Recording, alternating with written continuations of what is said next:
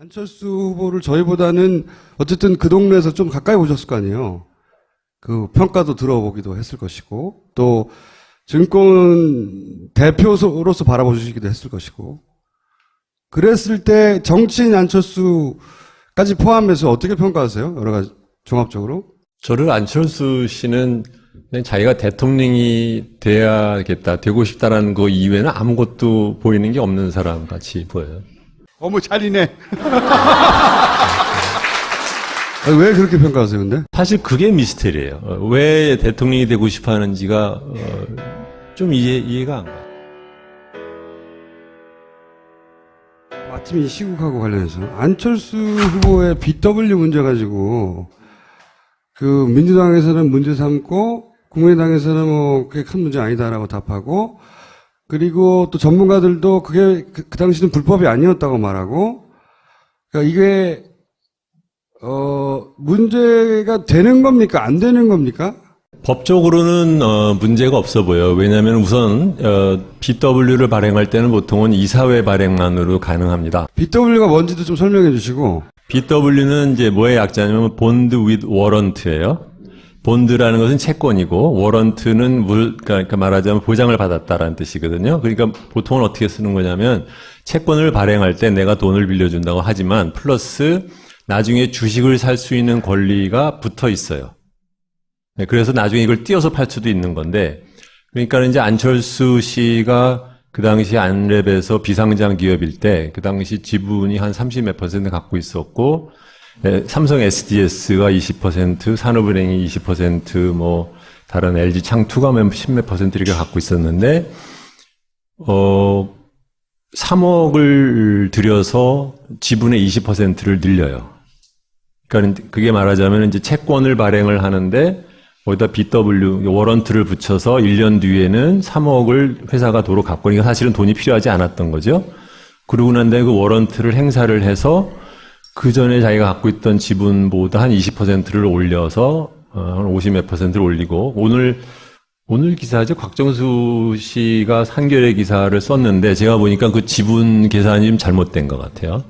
그래서 제가 오늘 그렇지 않아도 그 얘기를 해주고 왔어요. 전화해서 그 지분 계산 잘못된 것 같다 그랬더니 본인은 다른 데서 들은 얘기라서, 그래서 제가 그 감사 보고서 카피해 놓은 걸 갖다 보내줬는데 어떻게 또 마침 그걸 또 물어보시는데, 그러니까는 보통 이사회 의결만이 아니라 원래 돌아가면 이게 주총까지 갔어요. 그러니까 주주들이 다 동의를 한 거예요. 그렇죠? 그러다 보면 그 주주는 산업은행이라든가 뭐 SDS라든가 이런 사람들이 있었기 때문에 굳이 그 사람들이 무슨 뭐 그 협박을 당하거나 아니면은 무슨 이해관계에 무슨 충돌이 있어서 그럴 것 같지는 않은데, 그러면 왜 중요한 것은 왜 그러면 그 사람들은 안철수가 20%의 지분을 3억만으로 올리는 것을 허용을 했을까? 네. 그게 사실은 더 중요한 거죠. BW 발행하는 거는 이제 회사가 돈이 없어서 조달하려고 할 때 보통 발행하는데 돈이 필요한 상황도 아니었는데 그 단가의 BW를 발행하면 이 사람은 곧 상장되면 최소 몇백억씩 이득을 볼 수 있는데 그거를 다른 주주들이 허용해 준 거다 이거잖아요. 근데 그렇게 된 이유는 보통 재벌 2세들이 그런 편법을 많이 근데 쓰지 않나요? 이거는 편법은 아닌 것 같아요. 뭐냐면 이런 게 있어요. 그러니까는 비상장 회사로 이제 운영을 하는데 그 당시 안랩에서는 안철수가 꾸준하게 이 회사에 있는다라는 것이 굉장히 투자자 입장에서도 중요한 문제잖아요. 그런데 그 당시 안철수 씨의 지분이 30 몇 %다. 그 다음에 나중에 이제 상장을 해서 뭐 추가로 뭐 발행을 하거나 아니면은 그 중에 일부를 갖다 팔면 안철수가 갖고 있는 지분이 너무 낮아질 수 있죠. 그러면은 어떤 경우에는 그것 때문에 상장하고 난 다음에 그 당시에 경영권을 뺏기는 사람들도 있었거든요. 그러니까는 그것을 나는 원하지 않는다. 그러니까 성장하고 싶으면 내 지분을 확실하게 더 늘려달라고 요구를 했고, 나머지 주주들은 아무로나 나는 큰 돈을 벌 거니까는 뭐 걔도 벌고 나도 버는 것이 나쁘진 않겠다 해서 같이 동의는 해줄 수는 있었어요. 그 BW를 발행할 애초에 목적은 아닌데 그걸 발행해서 상징적인 대주주가 자기 지분을 지키고 돈도 벌 기회를 허용해 준 거죠. 그런 거예요. 그래서 그 덕분에 안철수 후보가 가지고 있는 지금의 재산의 거의 대부분이 그때 얻어낸 이득이 바탕이 된 거거든요. 근데 그때 700억인가 뭐 800억인가 하여튼 엄청난 돈을 벌었어요. 그 덕분에. 근데 그걸 지금에 와서 문제 삼는 이유는 뭡니까, 그러면? 그때 당시에는 그것이 합법이었는데, 지금에 와서 다시 문제 삼는 이유는 뭐예요, 그러면? 근데 말하자면 그게 안철수 씨가 돈을 벌게 된 가장 중요한 계기인데 그것이 어떠한 과정에 나머지 주주들 사이에 어떠한 양해와 합의와 논의 끝에 된 것인지에 대해서는 전혀 알려진 게 없거든요. 그러다 보니까 이제 그것을 밝혀라. 이제 그런 뜻으로 볼 수도 있는 거죠. 거절하지 않은 거잖아요. 다들 남듯이 했듯이 한 거잖아요. 만약에 그게 훨씬 자기한테 엄격한 도덕 기준을 적용하는 사람이면 안 할 수도 있었던 건데 안철수는 그 정도는 아니었다. 그러니까 그냥 소위 당시 흔한 자본가 정도지 안철수 후보가 우리가 생각하듯이 유난하게 깨끗하고 그런 사람은 아니다. 이런 공격인가요? 저는 한 번도 안철수가 다른 사람보다 이렇게 유난하게 깨끗한다고 생각해 본 적이 없기 때문에 그게 이렇게 대단한 이슈가 된다고 생각은 그러니까 불법했지 이거라기보다는 뭐 딱히 깨끗하지 않구만 니도 이 정도 공격인가? 혹은 당신이 주장하듯이 무슨 새정치나 뭐 자본의 논리를 뛰어넘는 무슨 아주 훌륭한 지도자나 그렇지 않죠. 자본의 논리에 가장 충실한 딜을 한 거예요. 뭐냐면은 내가 그 회사에서 갖고 있는 그 위치, 브랜드라는 것을 최대한으로 이용을 해서 나머지 주주들한테 말하자면 내놔. 너도 돈 버니까 내가 좀 챙기게 좀 너도 좀 손 좀 들어. 근데 뭐 서로가 이해관계에서 특별하게 나쁘지 않으니까 그러니까 그렇게 간 거죠. 돈의 관점에서는 자연스럽다. 그렇죠. 네, 그렇게 하면 됩니다. 왜냐하면 그런 일은 그 당시 한참 코스닥 딜로 할 때 거의 뭐 그 패키지처럼 미리 찍은 것처럼 그것만 갖고 돌아다니면서 컨설팅하는 사람들이 엄청 많았어요. 그러니까 아주 흔히들 하던 일이었고 흔히 하던 일이기 때문에 꼭 뭐 잘된 거다 잘한 거란 뜻은 아니지만 그렇다고 해서 나머지 대주주들이 반대하지 않은 것을 갖고 뭐라고 한다는 것도 좀 이상한 거죠. 네. 그 당시에 라디오 스타인가요? 나왔을 때 마침 봤는데 그때 제 기억에는 그 사람이 마치 대단히 뭐 많은 지분을 직원들한테 준 것처럼 말을 했는데 사실은 그렇지가 않았어요. 뭐 2, 3%밖에 안 줬고 나머지 다 자기 거 챙겼는데. 두 번째로는 사실 더 중요한 것은 안철수 재단을 만들고 출연을 했다고 하는데 안철수 재단이 무슨 일을 하는지 아는 사람이 있나요? 그렇잖아요. 지금 청계재단이랑 뭐가 달라? 근데 이상하게도 그 문제를 들여다보는 사람은 없어요. 안철수 재단을 만들고 난 다음에 제가 알기로는 사무국장 하는 사람들이 거의 3개월에서 6개월마다 바뀌었어요, 계속. 중요한 얘기네. 근데, 그러고서 처음에는 뭐 한다라고 뭐, 위원회도 만들고. 저소득층 교육 지원. 뭐 한다고 했는데. 목적이 있었죠. 제가 왜 그걸 아냐면 거기 그러니까 사회이사가 아니구나. 이사 중에 한 분이 저한테 부탁을 해서 자문위원회로 처음에 한번 간 적이 있었는데, 말도 안 되는 타표를 갖고 서너 번을 만났는데 그때마다 사무국장이 바뀌는 거예요. 그래서 내가 말도 안 되는 소리를 갖다 계속해서 이렇게 새로 하듯이 할 거면 그냥 관둬라라고 관뒀어요. 근데 그 이후에 안철수 재단이 무슨 일을 한다는 건지 지금 5년, 7년 됐는데 아무도 모르잖아요. 근데 왜 그걸 아무도 왜 안 들여다봐요, 기자들은? 네, 들여다보겠습니다. 저도 두 가지 질문을 여쭤볼게요. 규제 프리존에 대해서 어떻게 생각하시는지. 또 하나는 네. 저도 페이스북 라이브를 한번 봤는데 별명이 공선생이시더라고요. 왜 주선생이 아니고 공선생이십니까? 공선생이라는 별명은 옛날에 한겨레 신문 논설 주관하시던 김선주 씨가 저랑 잘 아는데 그분이 저한테 붙여준 별명이세요. 네, 그래서 근데 네. 뭐 자꾸 아까도 지금 김어준 씨가 설명을 잘못하셨는데 제가 하기를 하지 않았어요. 그렇기 때문에 근데 사람들이 입에 이거 가지고 자꾸 주박사 그러고 소년께서 자꾸 주박사라고 하시는데 박사님 아니세요? 네. 입에 익은 그 어투를 바꿔드리기 위해서 네. 그래서 공선생으로 불러주세요라고 얘기를 한 것이고 빌공짜인가요? 만들어주신 분은 그렇게 설명을 해요. 네. 규제 프리존은 굉장히 나쁜 법이에요. 왜냐하면 보세요. 그러니까 규제를 특정 지역별로 각 지자체장이 이 분야에 있어서는 나는 규제를 적용하지 않겠다라는 것에 대한 권한을 주는 거잖아요. 그러면은 전국적으로 우리가 만든 규제의 전체적인 일관성이라든가 안전성에 대한 담보는 건 누가 어떻게 할 거냐라는 그 안전장치가 전혀 없어요. 네. 두 번째로는 만약에 규제를 그렇게 풀어둘 것이 중요하다고 하면 그러면 그것은 정치인들이 중앙정부에서 거기서 해야지 어떻게 각자 알아서 해보라는 쪽으로 가는 것은 굉장히 위험한 거거든요. 근데 세 번째로는 이건 여러분들도 아시겠지만 규제 프리존을 제일 푸시했던 데가 누구였느냐? 정경련이에요. 네. 네. 이승철인가? 그 사람, 그 부회장이라는 사람이 돌아다니면서 지자체장한테 도장 받아가지고 돈 돌아다니는 법인데, 근데 꼭 그 사람이 한다고 다 나쁜다라는 누구는 것은 어디, 누구는 아니겠지만, 어디. 예. 기업별로 그 규제를 풀어달라는 게 달라요. 그러니까 그것이 이거는 너무 눈 가리고 아우. 보세요. 그러니까 대기업이 각 지자체장과 지자체의 의회를 자기가 원하는 분야만 살짝 골라서 따먹기 얼마나 좋은 거잖아요. 굉장히 위험한 예를 것인데. 들면 어느 지역에서 화장품을 만드는데 기능성 화장품에 대한 규제를 풀어달라는 거예요. 그러면 거기서 기능성 화장품은 표기가 굉장히 복잡합니다. 그럼 이것이 들어있지 않고 이 성분이 없어도 된다라는 그런 법이 거기서 생겨나면 그 화장품은 어디서 팔려요? 전국으로 팔리잖아요. 근데 지금 말하다 보니까 김호준 씨 눈이 지금 작아졌어요. 아니, 규제 프리존 법안은 대단히 중요하거든요. 네, 지금 중요하죠. 네. 두 유력한 후보 중에 한 명은 찬성하고 한 명은 반대하거든요. 그건 진짜 잘못된 법입니다. 안철수 후보를 저희보다는 어쨌든 그 동네에서 좀 가까이 보셨을 거 아니에요. 그 평가도 들어보기도 했을 것이고, 또 증권 대표로서 바라보시기도 했을 것이고, 그랬을 때 정치인 안철수까지 포함해서 어떻게 평가하세요? 여러 가지 종합적으로? 저를 안철수 씨는 그냥 자기가 대통령이 돼야겠다, 되고 싶다라는 거 이외에는 아무것도 보이는 게 없는 사람 같이 보여요. 어머, 잘이네.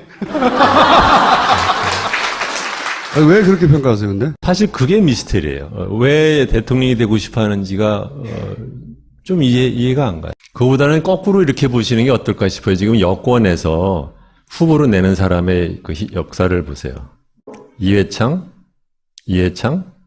이명박, 박근혜, 그 다음에는 지금은 다 말할 필요도 없는 사람들에다가 이제 이쪽으로 와가지고 안철수가 됐는데 이거 자체가 굉장히 독특한 현상이에요. 무슨 말이냐면 우리나라에서 기득권 세력이 지금 대통령 후보로 국민한테 팔려고 하는 사람들이 고갈되고 있는 거예요. 네. 그렇죠? 밖에서 그러니까 회사 사장하던 이명박이라는 사람은 사실 정당 정치인도 아닌데 그 사람이 들어왔죠. 그 다음에 이제 맨 마지막으로 남은 게, 그러니까는 박근혜, 그러니까 박정희 딸이라고 한번 그야말로 이제 써먹었는데 문제는 그 사람들이 됐다라는 거잖아요. 그러니까 지금 아까도 이해찬 씨 얘기도 하시고 이렇게 하는데 독특한 건 정청래 씨도 마찬가지인데 정책 얘기 안 하죠. 주요 일종의 말하자면 영화 캠페인 하듯이 흥행하듯이 이런 쪽으로만 쭉 얘기를 하는데 문제는 그렇게 해봤자 결국은 졌었단 말이죠. 지금도 사실은 저쪽이 저렇게 돼서 그렇지 어떻게 누가 알아요? 반기문이 소위 박근혜 저렇게만 되지 않았다고 하면 어떤 식으로 됐을지 모른단 말이죠. 그렇기 때문에 이제 왜 이런 말씀을 드리냐면은 안철수는 안철수를 보면 안 된다고 봐요. 여당에서 자꾸 누군가를 국민한테 내놓고 국민들한테 이제 속이고 싶어하는 것이 점점점 고갈돼가는 과정의 하나로 보는 것이 더 낫지 않나 저는 그렇게 생각합니다. 자유한국당 후보도 아니고 바른정당 후보도 아니고 민주당에서 떨어져 나간 분들 국민의당의 후보잖아요. 근데 지금 거침없이 여당 후보라고 말씀하신 거는 특별한 이유가 있나요? 아니 결국은 자기를 지지한 만약에 안철수 씨가 대통령이 된다고 하면 자기를 지지한 사람들의 목소리를 듣지 않을 수가 없죠. 그렇잖아요. 그렇다면 결국은 사후적으로는 여당 후보가 우리 사회 되겠죠. 기득권 세력의 지지를 받는 사람이다. 그 그렇죠. 말씀이신 거죠? 네. 그거는 이제 무슨 말씀인지 알겠고, 안철수 후보 개인으로는 겪어본 바로는 어떻게 평가하시냐가 제가 궁금한 거였어요. 개인적으로 겪어본 적은 없어요. 그래요? 그냥 보기만 했는데 네, 보기만. 되도록이면 보면 이제 돌리니까 채널을 그러니까 보았다고 할 수는 없죠. 네. 증권업계에 계시면서나 이렇게 가까이 했던 사람들의 이야기나 간접적으로 들어본 적은 없어요? 사실은 제가 그쪽 당에 가 있는 제 친구들이 많아요. 가장 중요한 두 분이 가장 친한 친구예요. 근데 이상하게 우연치 않게 이제 두 사람이 다 각각 다른 이유로 가 있는데, 제가 싫어하는 걸 아니니까 저한테 되도록이면 얘기를 안 해요. 사실, 저번 선거 때, 안철수가 뭐 같이 합치고 난 다음에 조금만 다르게 행동했어도 국민이 5년을 이렇게 고생을 안 했을 거예요. 저는 그 면에서는 그 사람을 도저히 용서할 수 없는. 본인은 최선을 다했대잖아요. 20몇 차례 선거 유세 다니고 막판에 목도리도 눌러주고 할 거 다 했는데 왜 뒤늦게 나를 비난하냐 이렇게 5년 후, 얘기하잖아요. 5년이 안 됐죠. 요번에는 아마 선거 날 떠나지 않고 선거 다음 날 떠날 것 같아요. 예. 아니, 저희는 이제 책 얘기만 하고 살짝 물어보려고 그랬더니 뭔가 저격수가 날아왔어. 저격수예요. 저는 그때 청문회 날 한국 재벌이 조폭과 같아서 예, 아니, 그 그러니까, 말이 아니, 생각나게 그 외에 하는데, 예. 다시 한번 얘기해달라고 했던 거 있잖아요, 왜. 이완구 의원이 예. 그때 몇 번의 질문을 그 사람이 이 주 선생이 누군 줄 알았으면 그 질문을 하면 안 되는 거죠. 거기서부터 이 사람 막 당황하면서 이제 조폭 얘기 나오고 이제 딱 작정을 한 거예요. 그래서 제가 얼마나 차분하게 죽이느냐 하면은 이 독설이 흥분하지 않아요. 그리고 딱 이러고서 있는데 아유 제가 오늘 죽었구나 생각이 딱 들더라고. 근데 이제 거기서부터 잘못 걸려가지고 한화에서 쪽지 받아갖고 한 거거든 그게. 아, 하나에서 그렇게 공격하라고. 그치. 쪽지를 줬는데 그 쪽지 주는 상황까지 다 본 거예요. 근데 그 친구가 벌써 하고 이렇게 이 질문을 하려고 하는 순간 무슨 질문을 할지 이미 다 알고 있었어요. 그리고 이제 준비를 딱 하고 팔을 탁 기대더니 얼굴이 더 싸늘해지면서 이제 그러면서 한국 재벌들이 조폭과 같다가 쭉 나온 답변이 나오고 그거 하나로 책까지 내신 거 아니에요 지금? 그리고 이 책을 그렇게 무리하게 낸 이유가 저는 대통령 후보가 되시는 분들이 이 책을 꼭 봤으면 좋겠어요. 그리고 이 얘기가 너무 좋잖아요. 사립 공립이 중요한 게 아니라 왜 사립하는 사람들한테 아부를 하느냐. 그리고 집 가까이에 좋은 유치원이 있으면 되는 거지. 아니, 이 페이스북 자체가 굉장히 크게 화제가 됐어요. 내용이. 당시에 안철수 후보가 한 발언이 뭐가 잘못인지 정확하게 바로 집어줘가지고 크게 화제가 됐고요. 인연이 되게 중요하거든요. 네. 누가 나를 이 자리에 데려왔는가. 근데 아까 말씀에는 김종인 의원이 같이 하자 해서 오셨다는 거 아니에요? 네. 김종인 의원 나갔잖아요. 네. 뭐 의원 중에 어떤 분은 따라 나가기도 했는데 제가 그럴 잡았어요. 생각은 전혀 없으셨나요? 명분이 중요하지 인연이 중요한 건 아니죠.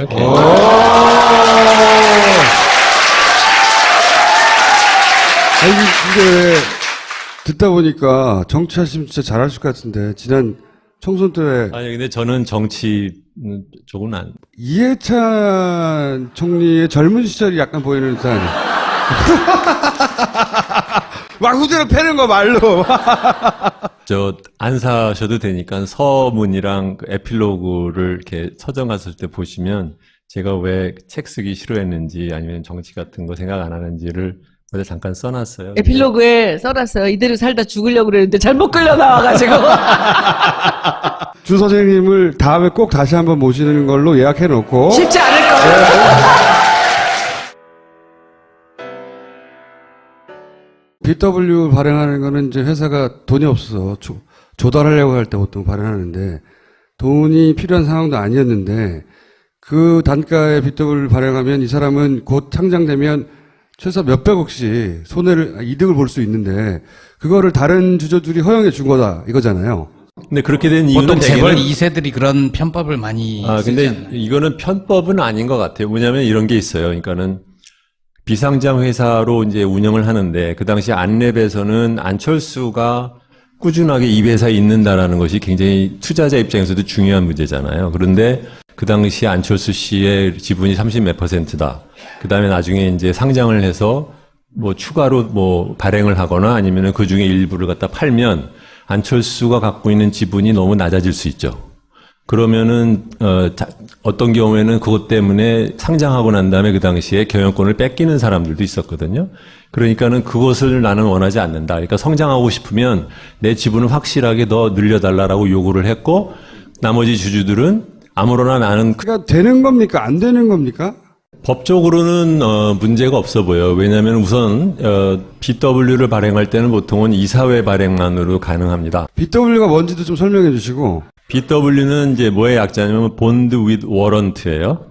본드라는 것은 채권이고 워런트는 그러니까 말하자면 보장을 받았다라는 뜻이거든요. 그러니까 보통은 어떻게 쓰는 거냐면 채권을 발행할 때 내가 돈을 빌려준다고 하지만 플러스 나중에 주식을 살 수 있는 권리가 붙어 있어요.